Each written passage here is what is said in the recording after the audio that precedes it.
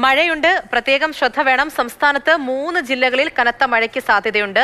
കാസർഗോഡ്, കണ്ണൂർ, വയനാട് ജില്ലകളിൽ ഓറഞ്ച് അലേർട്ടാണ് നൽകിയിരിക്കുന്നത്.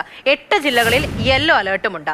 പത്തനംതിട്ട, കോട്ടയം, എറണാകുളം, ഇടുക്കി, തൃശൂർ, പാലക്കാട്, മലപ്പുറം, കോഴിക്കോട് എന്നീ ജില്ലകളിലാണ് യെല്ലോ അലേർട്ട് നൽകിയിരിക്കുന്നത്.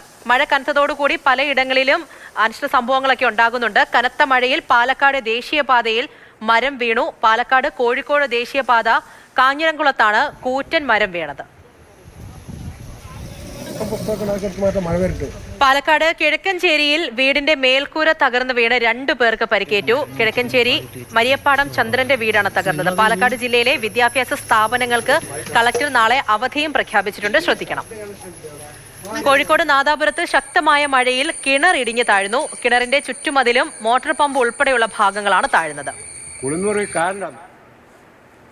എറണാകുളം തേവയ്ക്കൽ എടത്തലയിൽ വീടുകൾക്ക് സമീപം മണ്ണിടിഞ്ഞു വീണു. പ്രദേശത്തെ മറ്റു വീടുകൾക്ക് സമീപവും മണ്ണിടിച്ചിലുണ്ടായി എന്ന് പ്രദേശവാസികൾ പറയുന്നുണ്ട്.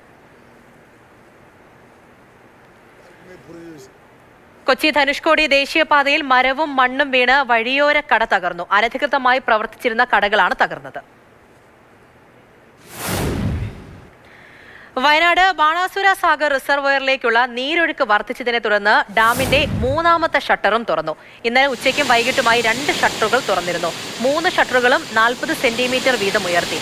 48.22 ക്യുമെക്സ് വെള്ളം ഘട്ടം ഘട്ടമായി തുറന്നുവിടുമെന്ന് KCB എക്സിക്യൂട്ടീവ് എഞ്ചിനീയർ അറിയിച്ചിട്ടുണ്ട്.